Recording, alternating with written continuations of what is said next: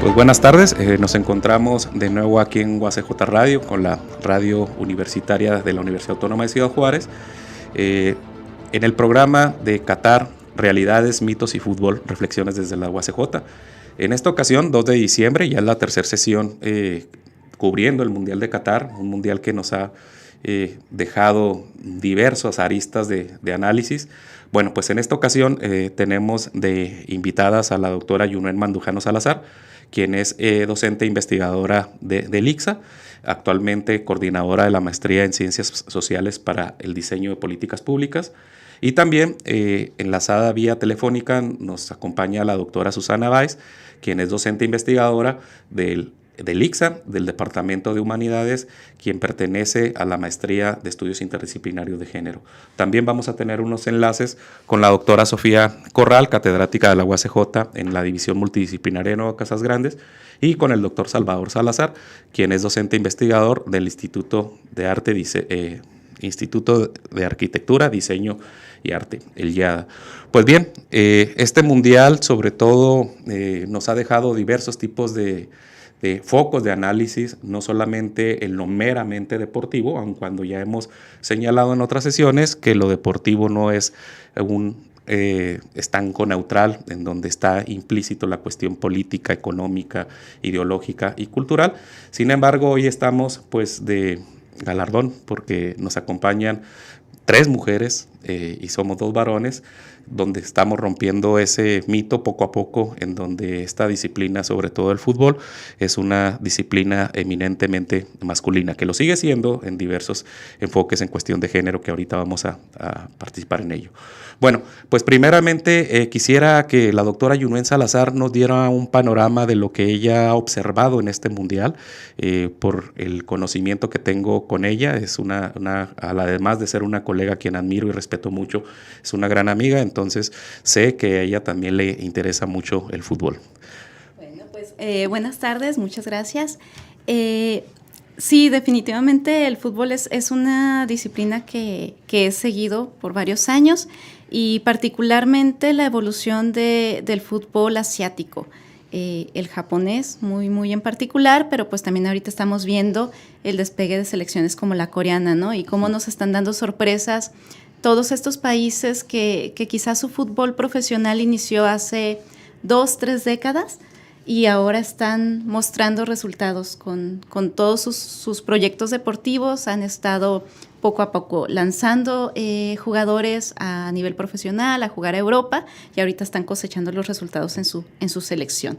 Sí, déjenme contarles que la doctora Yunuen tiene un doctorado en estudios asiáticos por el Colegio de México, y la maestría, es correcto. Sí, el doctorado en ciencias sociales lo hizo aquí en nuestra universidad, y ella ha realizado diversas estancias tanto en Japón, en Corea, y no sé si en China también. No. Bueno, Japón y Corea. Sí. Entonces, realmente es alguien que nos puede decir mucho. Ahorita se lo vamos a preguntar sobre la cultura en el ámbito asiático en general, y en particular en el enfoque japonés y coreano. También nos acompaña, como les comentamos, la doctora Susana Báez.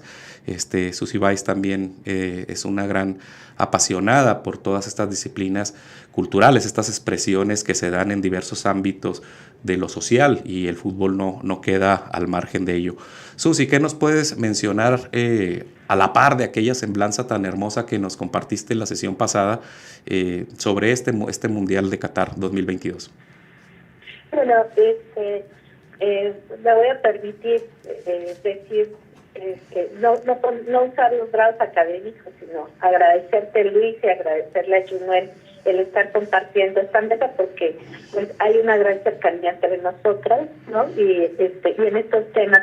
Bueno, Luis, qué bueno que les interesó la cápsula a la que me invitó Armando Rodríguez respecto a la participación de las mujeres en este Mundial de Qatar 2022, ¿no? Yo creo que es muy importante ver estos acontecimientos pues que son de carácter mundial, globalizantes, ¿verdad? En donde las identidades de género masculinas, femeninas y de la diversidad sexual están ahí a la orden del día, en un diálogo, en un conversatorio que, bueno, todavía hay que picar mucha piedra, porque pues la verdad es que en nuestras sociedades todavía hay pues personas que consideran que el ser hombre, ser mujer desde un enfoque sociocultural no incide en actividades diversas como los deportes, y bueno, pues aquí dialogaremos un poco al respecto. Muchas gracias por la invitación, por estar con ustedes. Gracias. Sí, gracias, Susana. Un gusto tenerte aquí como representante también de la maestría en estudios interdisciplinarios de género, una maestría en donde se han vinculado diversas temáticas, y tal vez una de las temáticas que todavía no nos llega en cuestión de las ciencias sociales de manera amplia, significativa, como lo es en otros contextos, como el argentino, como el colombiano, el brasileño, sudamericano. Estoy queriéndome referir, por supuesto, en el europeo y en el mismo estadounidense, en donde el análisis del deporte desde el enfoque de las ciencias sociales y de las humanidades tiene todavía ya un camino mayormente recorrido. Sin embargo, este tipo de eventos como el Mundial Qatar 2022, los Juegos Olímpicos, sobre todo estos macroeventos, generan o dejan diversos tipos de aristas de análisis. ¿En cuáles pudieran ustedes ahorita concentrarse, sabiendo que son diversos estos los que podemos tocar en una mesa de diálogo, una mesa de análisis? ¿Qué es lo que a ti te ha parecido significativo de este Mundial Qatar 2022, Yunen? Pues a mí más que nada esta dicotomía entre el tratar de hacer un evento más inclusivo, tanto en términos de género como en términos de diversidades políticas y religiosas, pero al mismo tiempo estar luchando con todo eso que hubo detrás, ¿no? Uh-huh. Y que por lo tanto hay mucha gente que se ha manifestado en contra del mundial y que dice, esta no es mi Copa Mundial, este no es mi mundial. Sí. Entonces, es esa cuestión tanto de las diversidades, las identidades y todo el ámbito político que hubo detrás. Es inevitable de esto que tú comentas no hacerte la pregunta, tú sobre todo que estuviste en periodos tanto en Japón como en Corea, ¿cómo se vive el fútbol en Japón o Corea? ¿Pudiéramos nosotros como latinos pensar que se vive de una manera similar o qué diferencias tú ubicas de cómo se vive en este tipo de eventos o las ligas en Japón o Corea?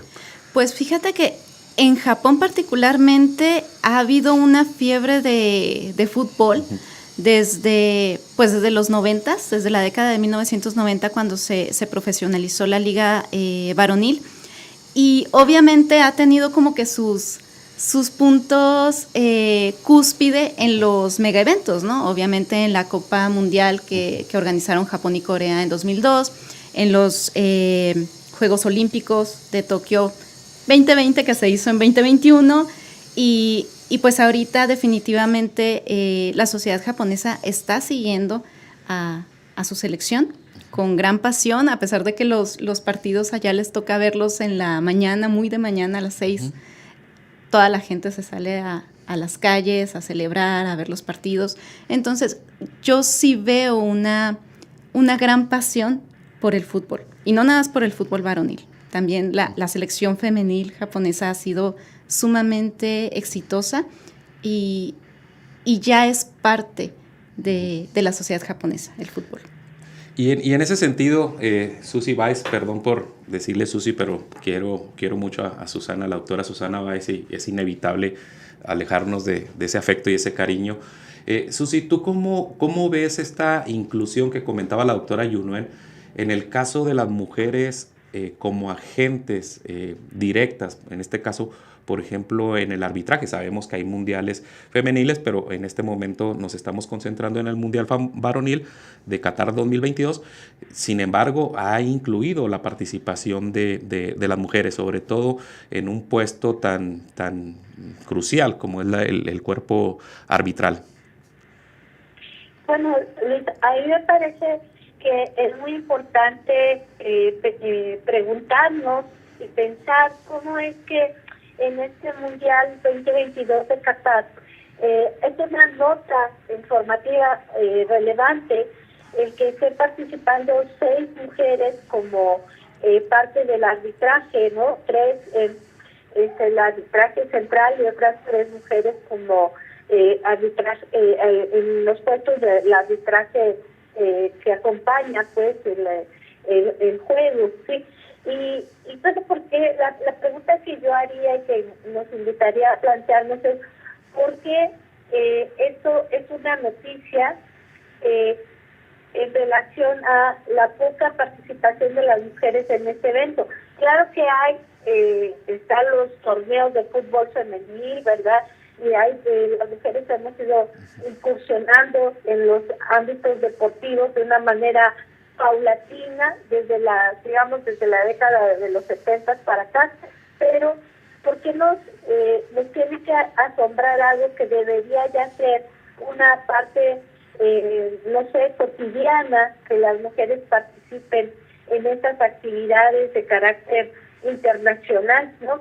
Y bueno, pues hay una participante que está arbitrando estos partidos, mexicana, ¿no? Y que bueno, ella es de Aguascalientes, una joven muy prometedora en este ámbito, sí, pero ¿por qué nos sorprende? Pues nos sorprende porque no hay una costumbre, un hábito, una posibilidad de que las mujeres estemos participando de manera continua y abierta en estas actividades, ¿no? Y esto pues me parece muy interesante del Mundial Qatar 2022. No obstante, también está toda la discusión respecto a los derechos humanos de las mujeres y de la diversidad sexual en este país. Y claro, hay que salvar distancias, hay que verlo de manera puntual, cómo es la cultura en cada latitud. O sea, tampoco vamos a decir que hay que la sociedad se tiene que regir, tratar por los hábitos y las costumbres y las visiones del mundo que tenemos en Occidente. Sin embargo, pues estas situaciones que se han vivido respecto a la población LGTB+, o en relación con la participación de las mujeres y esta violencia de género hacia aquellas mujeres que no asumen, que no integran los mandatos sexogenéricos de su región, pues son bastante complejas, ¿no? Entonces, yo en eso me he estado fijando un poco, ¿no? Sí, gracias, Susi. Seguramente tendremos un momento más a continuación para seguir abundando sobre ello, sobre todo teniendo en cuenta que el deporte en general, el fútbol en particular, es un referente muy, muy típico de cómo la estructuración de la dominación masculina en el deporte, aun cuando genera cierto tipo de inclusiones, no se mueve en demasía en ese tipo de generación patriarcal, si lo podemos decir de alguna forma. Entonces, daríamos pauta a una de las opiniones de la doctora Sofía Corral, a quien tenemos una semblanza, un enlace con ella.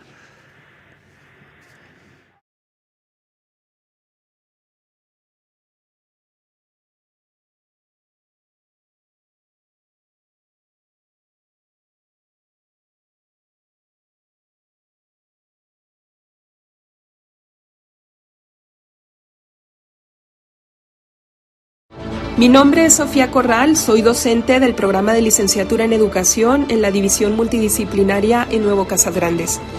En estos momentos en los que se celebra la Copa Mundial en Qatar, diversas organizaciones y medios críticos han puesto el acento sobre las graves violaciones a los derechos humanos que tienen lugar en este estado árabe. Amnistía Internacional, por ejemplo, la denominó la Copa Mundial de la Vergüenza por las condiciones de explotación laboral, por el machismo imperante, por la persecución a las comunidades LGBTIQ+, y por su régimen represor y amenazante. Considero que estas condiciones, que han sido más visibles ahora, representan un fuerte contrapeso a la defensa a ultranza del fútbol y del espectáculo a costa de lo que sea. La negativa a participar de diversas figuras de la música o las acciones de portar insignias de protesta en el campo por parte de algunos jugadores es un pronunciamiento coherente. Pero también es preciso recordar que el capitalismo no se circunscribe ni a este espacio ni a esta ocasión únicamente. Qatar solo viene a recordarnos cómo funciona el sistema patriarcal y explotador cuando tiene cancha libre. Qatar 2022. Realidades, mitos y fútbol. Reflexiones desde la UACJ. Qatar 2022.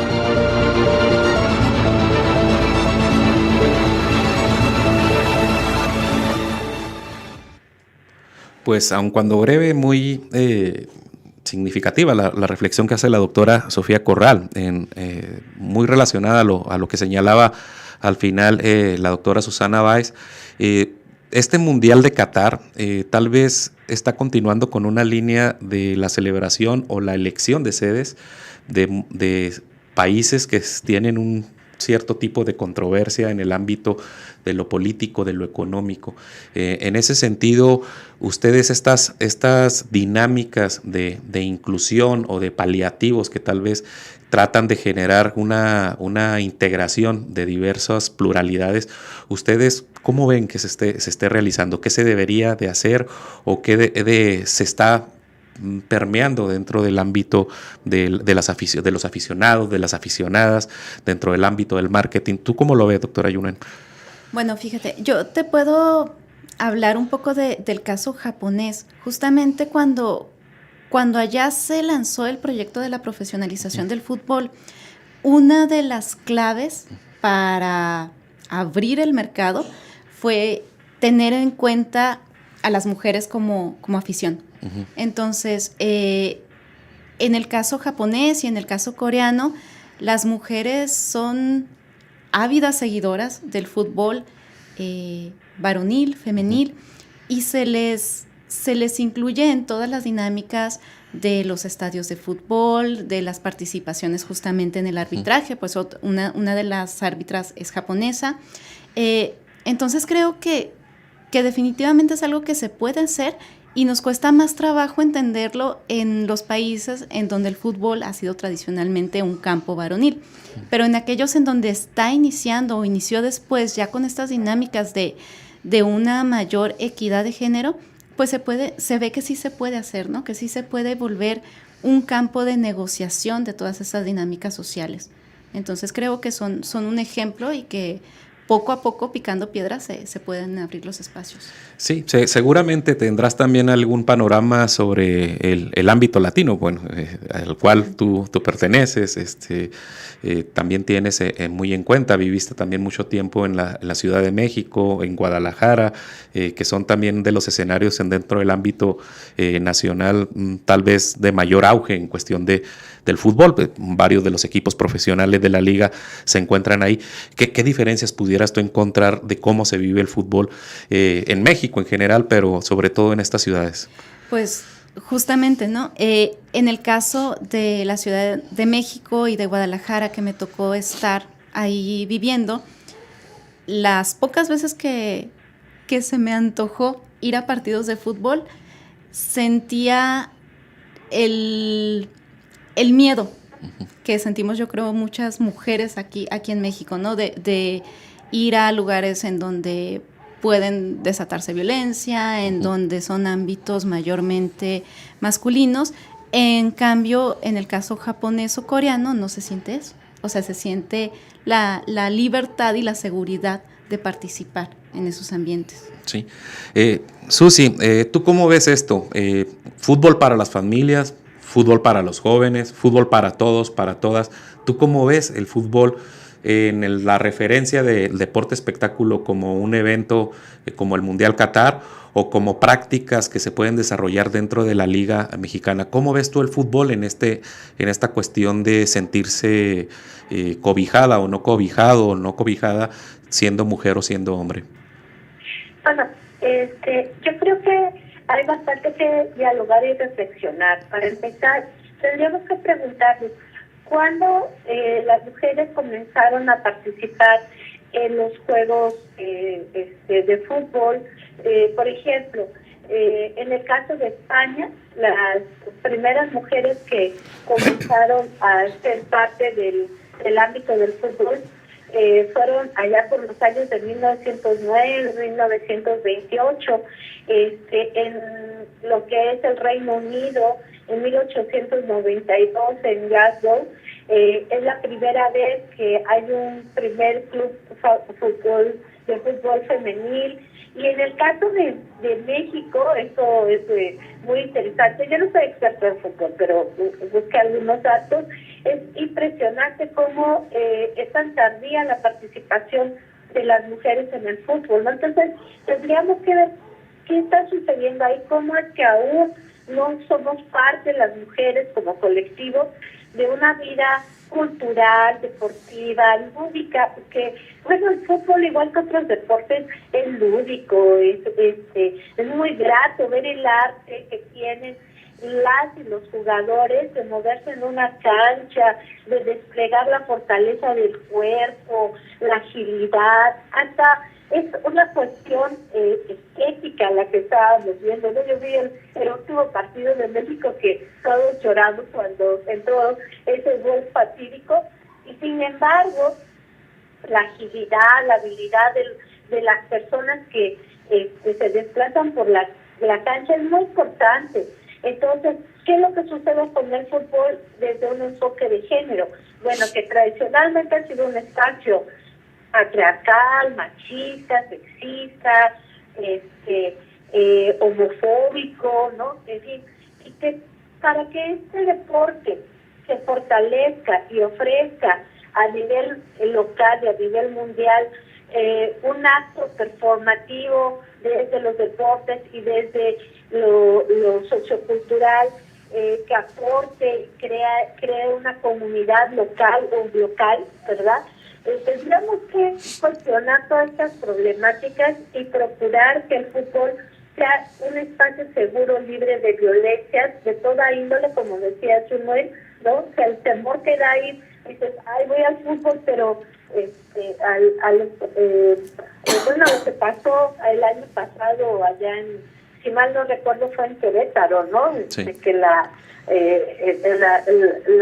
porras empezaron a agredirse. Me recuerdo mucho que una jovencita me dijo, bueno, en el video donde se están agrediendo las porras, en términos generales fueron varones los que se agredieron unos a otros, y muy pocas mujeres fueron las que participaron en esa riña, ¿no?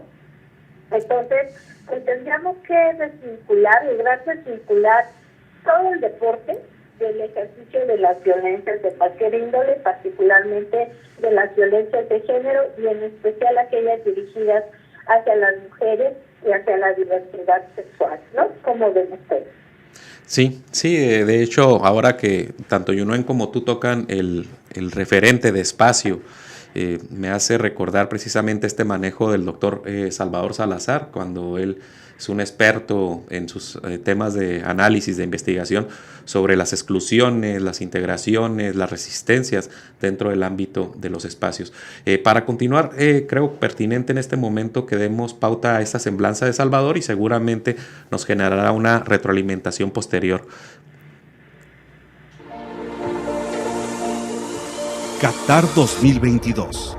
Realidades, mitos y fútbol. Reflexiones desde la UACJ. Qatar 2022.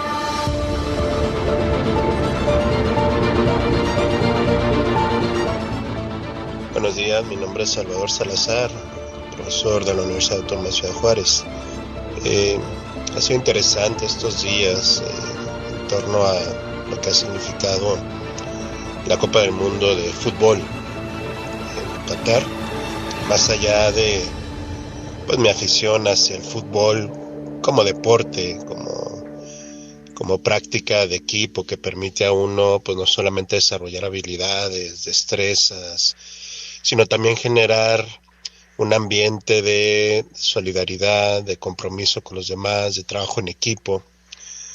Pero más allá de ello, reflexionar sobre las implicaciones de una Copa Mundial y todo lo que está detrás de ella, creo que es importante y es interesante.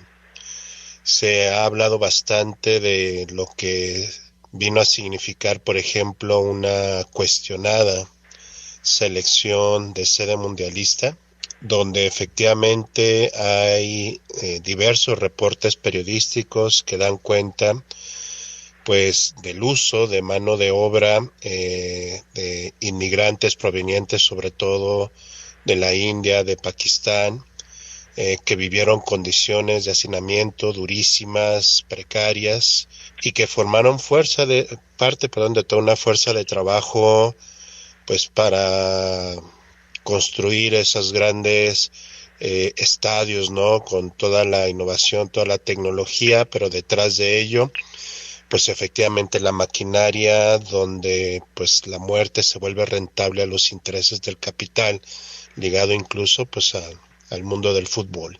Por otro lado también, bueno, como cada cierto periodo, estos eventos también da cuenta de otra de las características que suele tener la propia lógica del capital, que tiene que ver en cómo vuelve rentable las emociones, las alegrías, las frustraciones, los deseos, las tristezas, los miedos, la efervescencia, y todo esto juega alrededor de toda una lógica no solamente de mercado, sino también ligada hacia las incertidumbres que día a día vive la población en distintas partes del mundo frente a la no posibilidad de generar sólidas trayectorias de vida desde el punto de vista económico, desde el punto de vista de las relaciones con los demás, y que pues llega este momento de efervescencia de la copa y se generan ilusiones, pero así como se generan esas ilusiones con una falsa sostenibilidad detrás de ella, pues también caen de manera abrupta, ¿no? Entonces, en ese sentido, bueno, esto forma parte de la propia dinámica, y detrás de ello, pues efectivamente vale la pena la reflexión frente no a una actividad deportiva que, repito, para mí es muy atrayente como actividad deportiva, como una actividad en la cual permite compartir momentos, permite generar incluso una experiencia de esfuerzo física, mental, en fin, sino lo que hay detrás de un mercado del deporte, pues que efectivamente devora en gran medida pues muchísimo de las aspiraciones, de las ilusiones, y que en ese sentido, pues bueno, hay que reflexionar bastante al respecto, ¿no? Seguirá la Copa del Mundo, seguirá el juego del mercado, pero por otro lado también seguiremos viviendo y enfrentando dinámicas muy fuertes de precarización, de vulnerabilidad y sobre todo, lamentablemente, de cómo la muerte se ha vuelto rentable para los intereses del capital. Muchas gracias. Qatar 2022. Realidades, mitos y fútbol. Reflexiones desde la UACJ. Qatar 2022.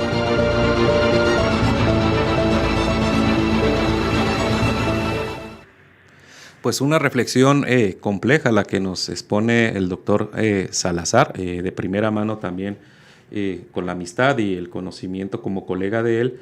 Sé que es un apasionado no solamente del deporte espectáculo, sino del deporte praxis, apasionado del fútbol, aficionado del Atlas, actualmente en el ejercicio del boxeo, el doctor Salazar. Y digo que es una reflexión compleja porque nos deja una semblanza de ánimo de lo que implica el deporte, el juego, la actividad física, pero también lo que en realidad el deporte ha quedado encapsulado en esta cuestión capitalista de marketing y dentro de un sistema patriarcal. ¿Qué nos pudieras abundar sobre ello, doctora Susana? Bueno, a mí me parece muy interesante lo que nos compartió nuestro colega Salvador Salazar, que le mandamos un abrazo desde acá, en relación con precisamente esas discriminaciones que se insertan en el ámbito deportivo y en el fútbol, ¿no? Y que, sin embargo, pues realmente el fútbol, como otros deportes, pero en este caso estamos hablando de Qatar 2022,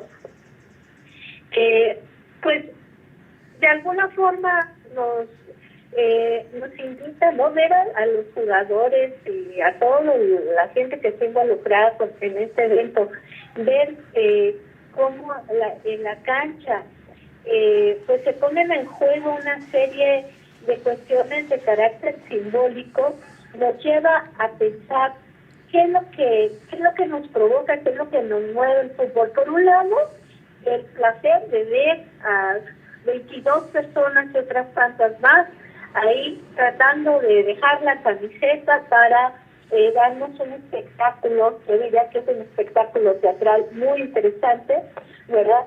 E invitarnos a vivir el momento, la emoción, la subjetividad, los sueños, las angustias, la lucha, los retos de las personas que están ahí en ese momento.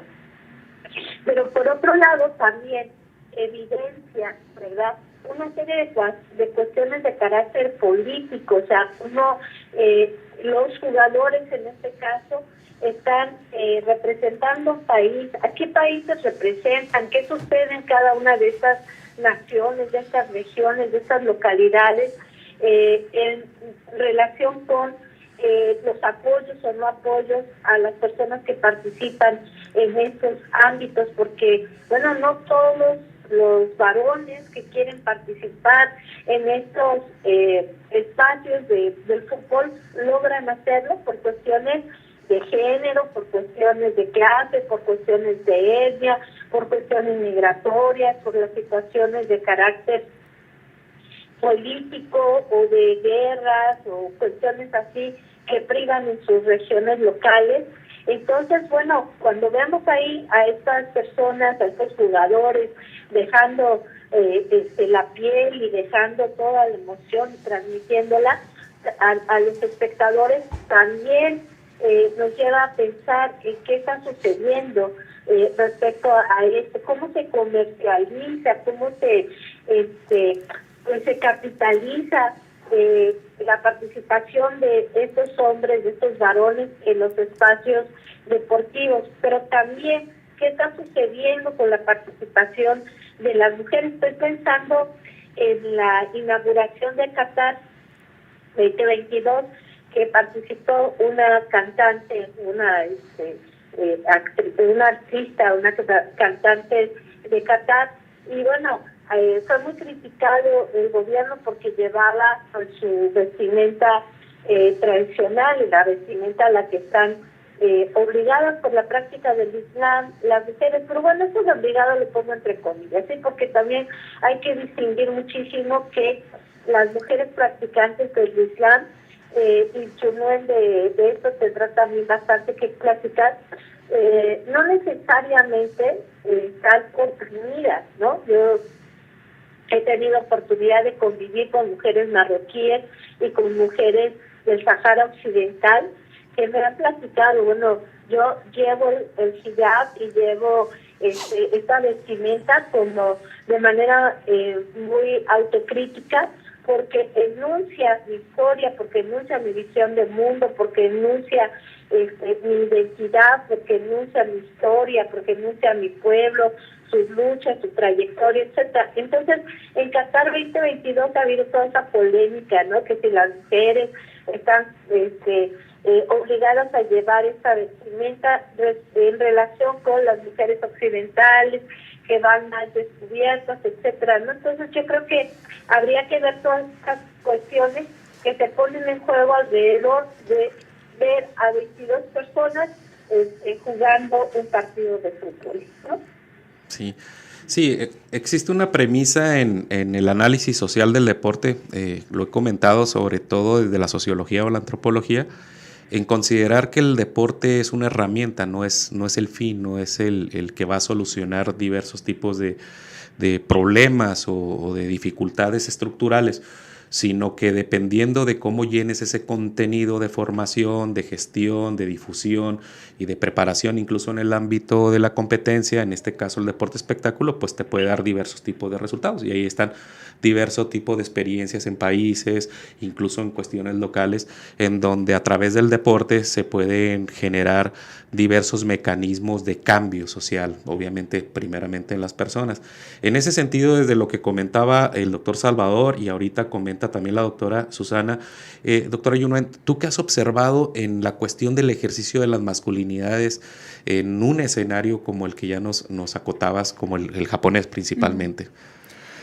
Pues sí, definitivamente. Quiero regresar un poquito a lo que claro. Comentaba el doctor Salvador y la doctora Susana, ¿no? Este aspecto simbólico del fútbol, sobre todo del fútbol en el mundial, y todo lo que mueve de emociones para los países.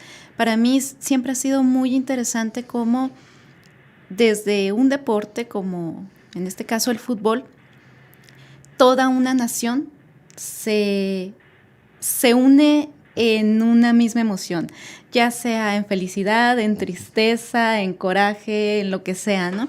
Y en el caso japonés definitivamente ha sido una herramienta de promoción de la identidad nacional y de la masculinidad hegemónica. El caso de Samurai Blue, de esta selección japonesa, es muy interesante cómo van construyendo a los jugadores a través de todos los medios de comunicación, más allá de su participación deportiva. Es un seguimiento a los personajes en sí y lo que representan de la sociedad japonesa.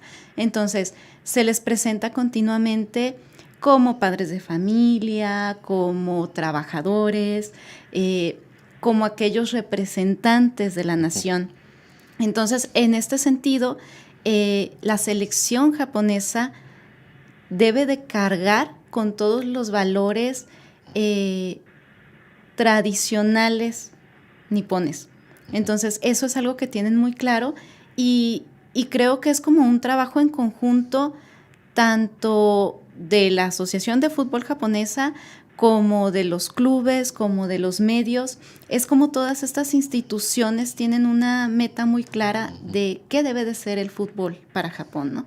Y eso es algo que en contraste yo no encuentro en el caso mexicano. O sea, siempre me he preguntado, bueno, el Tri es muy seguido por todo México, pero parece que los jugadores no tienen claro cuáles son los valores que deben de transmitir a su afición y hacia el mundo, ¿no?, de los mexicanos. Entonces, pues en el caso japonés sí es muy claro que están transmitiendo tanto los valores nacionales como los valores del varón japonés. Sí, incluso se complica aún más este tipo de expresiones cuando en realidad no rompen, digamos, como la esfera patriarcal de dominación masculina que tiene el deporte, como lo he dicho en general, pero tal vez el fútbol es uno de los que tiene ese elemento de excelencia.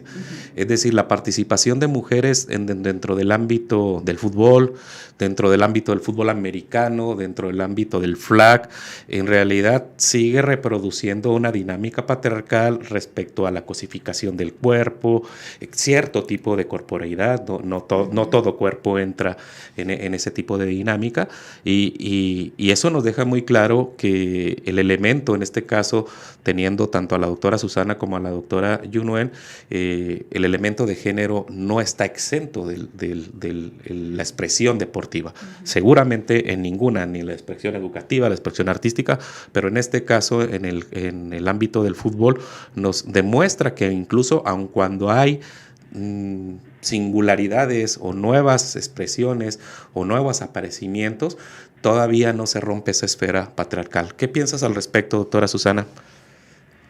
Bueno, habría que preguntarnos, ¿no, Luis?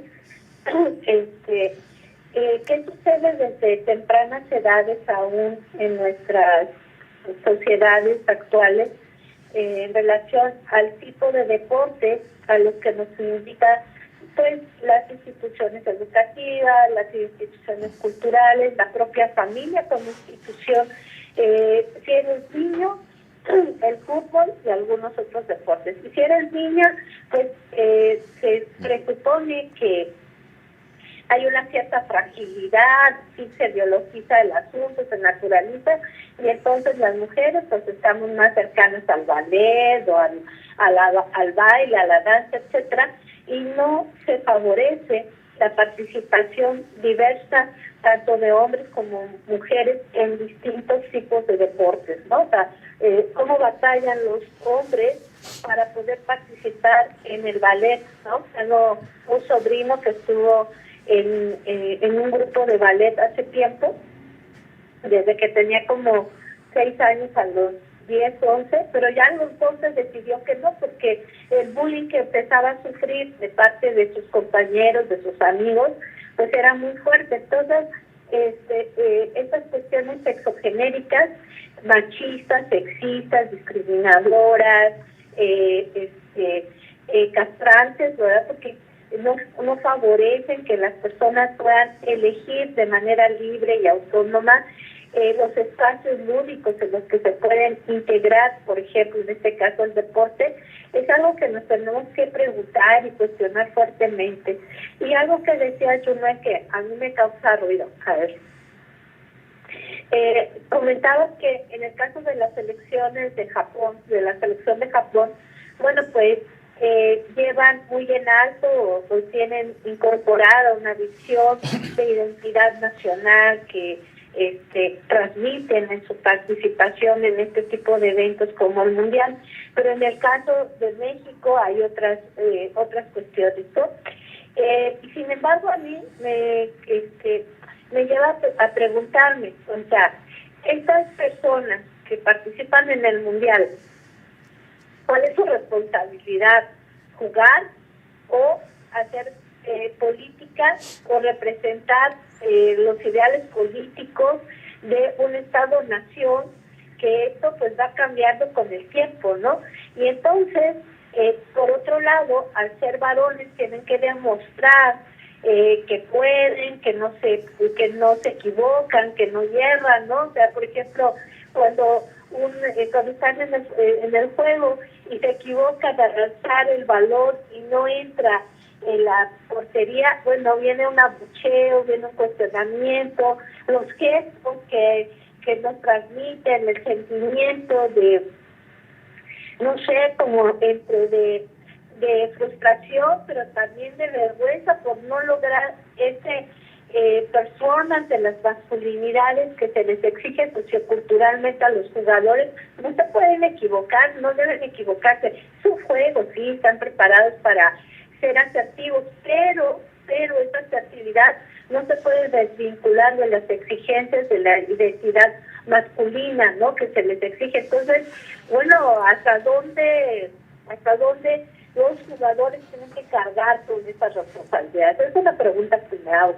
¿Y hasta dónde debiera ser un ejercicio lúdico que llame a la comunidad, que sea un momento de festividad,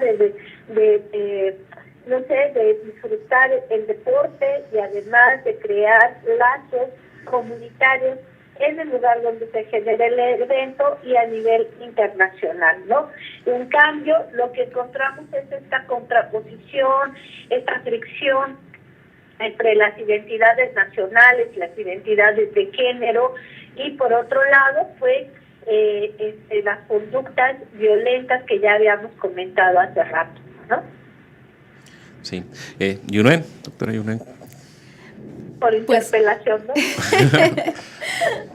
No, es que justamente, ¿no? Una cosa creo que es el deporte a nivel amateur o como práctica personal, y otra, estos deportes espectáculos que tú mencionabas, Luis, y lo que mencionaba el doctor Salazar, ¿no? De cómo ya están insertos en el capitalismo, y a fin de cuentas son negocios que mueven muchísimos intereses económicos y políticos, y en ese sentido las selecciones nacionales juegan un papel clave. O sea, los jugadores creo que están ahí no solamente para jugar, sino que ya llevan cargado todo, o sea, tienen toda una carga política y económica, porque pues todos tienen patrocinadores, están cargando también a su club, etcétera. Entonces es difícil desvincular el fútbol profesional y un evento como este de esas cuestiones ya estructurales, ¿no? Más allá de lo lúdico y más allá de pues lo emotivo. Entonces, también me cuestionaría hasta dónde es la responsabilidad del jugador, simplemente jugar o cargar con todo eso. Pues muy interesante lo que han planteado. Lamentablemente se nos va cerrando ya el espacio de este tercer programa de Qatar, mitos y realidades del Mundial 2022.